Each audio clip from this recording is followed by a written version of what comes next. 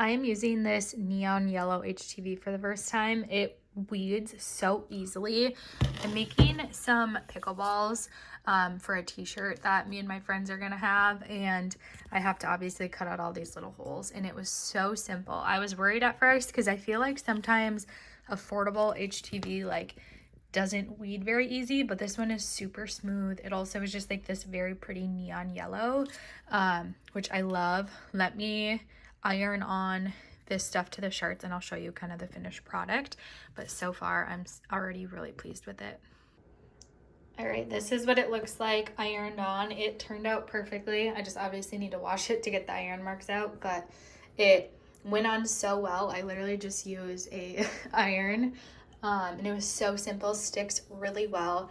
My shirt is polyester, and honestly, it has like this matte finish, which I actually really love. So turned out super great. The roll that it's in comes with like a ton of feet, so it's gonna last me so long, and it's really great quality for super affordable.